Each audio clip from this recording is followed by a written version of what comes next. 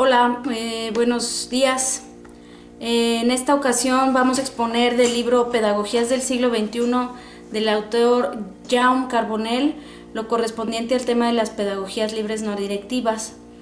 Después de esta exposición a través del video presentamos 6 diapositivas que muestran a manera de resumen los puntos más principales de las pedagogías libres y una última diapositiva que muestra los links de contacto para conocer más a fondo las escuelas o las redes o las asociaciones que están llevando la pedagogía libre como forma de hacer educación.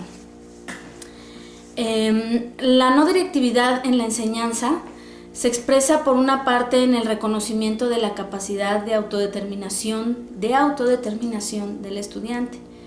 Esa es la parte primera. Y por otra, en la concepción del profesor como facilitador del aprendizaje. Enseñar en la pedagogía no directiva significa permitir que el estudiante aprenda mediante la expresión libre, en función de sus necesidades, en un clima afectivo favorable de comprensión y aceptación.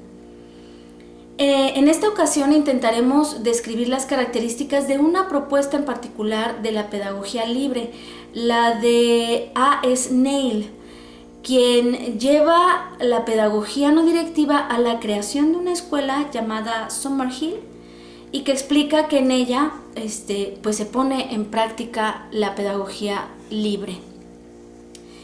Neil fue pionero en definir el principio de la no directividad, que expresa que cualquier persona desde la infancia dispone de los recursos suficientes para autorregular su conducta y resolver sus propios conflictos de acuerdo a su voluntad y no en virtud de una fuerza externa. Entonces, si nosotros entendemos esto, llevaremos al niño a generar acciones que le permitan esta autorregularización de su conducta y que pongan de manifiesto su voluntad.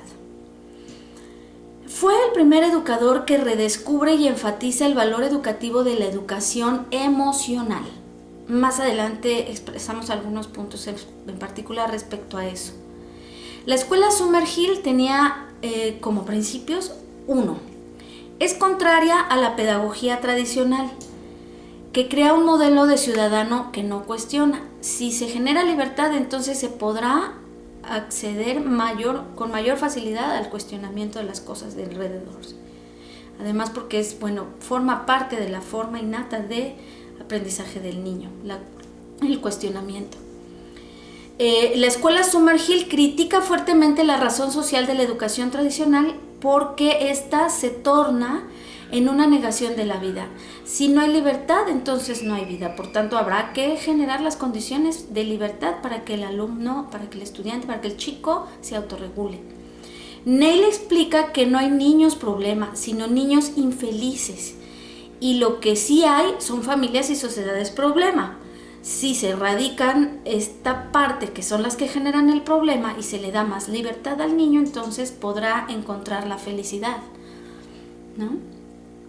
Neil explica que la pedagogía libre no directiva es una propuesta progresista a quienes buscan una manera alterna de educación de los infantes, ¿no? Y obviamente estará al margen continuamente del sistema económico y político imperante. Neil postula fuertemente que hay que preservar la libertad de la infancia, por sobre todas las cosas. La posibilidad de que el niño elija con libertad lo que quiere hacer es fundamental. Summerhill es la escuela, es el área, es una forma de vida en donde pone en práctica la pedagogía libre. Él denomina que es una microsociedad que se autogobierna de forma asamblearia, que fija sus propias normas y donde cada persona, niño o adulto, es un voto, una opinión o una propuesta. En nuestro país, las escuelas zapatistas me parece que podrían acercarse a este modelo porque fijan todas sus acciones respecto a esta forma asamblearia de decisión. Summerhill fue la primera experiencia sólida en donde se teoriza y aplica el respeto a la libertad del niño, procurando satisfacer sus necesidades psíquicas sin intervenir, sin interferencia ni actos de presencia del adulto. Aquí se permite que el niño viva de acuerdo a sus intereses naturales. En esta comunidad escolar, se denomina comunidad escolar, la pregunta central es: ¿qué interés tiene el niño y cuál es su deseo? Solo hay dos límites a la libertad en Summerhill: los que afectan a los derechos y libertad de los otros y los que afectan su propia seguridad. El estudiante goza de absoluta libertad para asistir o no asistir a clases. Al comenzar cada trimestre negocia con los profesores su horario, qué horario quiere hacer, también qué asignaturas quiere cursar. Cada estudiante elabora su propio plan de estudios y avanza según sus intereses y sus capacidades. Y, muy importante, los profesores son miembros de la colectividad, de la comunidad escolar y por tanto renuncian a cualquier tipo de superioridad. Todos son compañeros. Estos son los puntos que el texto de Carbonell expone para explicar las bondades de la pedagogía libre no directiva en Summerhill que propone a S. Neil. No obstante, también expone algunos puntos a consideración que son dignos de comentarse, pues generarían posiblemente debate. Carbonell dice que Neil fue un visionario que no abordó con suficiente profundidad lo concerniente al estudio de la psicología infantil y a sus etapas de desarrollo. Situación que pone en tela de juicio la conciencia y oportunidad que un niño deba tener respecto a sus intereses y o necesidades. Esta libertad es consciente, esta libertad de alguna manera el niño la lleva a la par de sus necesidades y a la vez de sus intereses, o no está consciente de las necesidades pero sí de sus intereses, y porque tiene que ver esta conciencia con una etapa de desarrollo, con un nivel alcanzado de madurez intelectual y de un nivel de madurez social. Entonces pone en tela de juicio que no haya abordado con profundidad esto. Carbonell dice que Neil coloca el aprendizaje desde un plano emocional muy superior a lo académico, subestimando el desarrollo intelectual. Lo que en última instancia es importante para Neil no es saber, sino sentir. Sentir es más importante que saber. Situación que pudiera parecer muy radical, porque sabemos que las cuestiones intelectuales de repente tienen que ver o intervienen en las emociones y las emociones a su vez en la y así. O sea, poner una sobre otra me parece que es demasiado radical, ¿no? Podrían estar ambas en un mismo nivel y van desarrollándose a la par. Carbonell dice que hay un punto muy importante que Neil explica. Él dice que no hay fuerzas externas que impulsan al individuo desde el ámbito social a hacer las cosas y o a resolver problemas. Que no hay fuerzas externas que impulsan al individuo desde el ámbito social a hacer las cosas y a resolver problemas. Me parece a mí que esta podría ser una visión muy parcial y muy pobre respecto a la importancia que tiene el contexto social, donde están estas fuerzas externas, que sin lugar a dudas sabemos que envuelve desde el nacimiento del ser humano y que por consiguiente influye, se quiera o no, se sea consciente o no incluso, influye en las experiencias, en los conocimientos, en los deseos y por supuesto en los aprendizajes. También me parece como muy radical esta visión de eliminar el contexto social o las fuerzas externas, como él las llama, por considerarlas que no son importantes.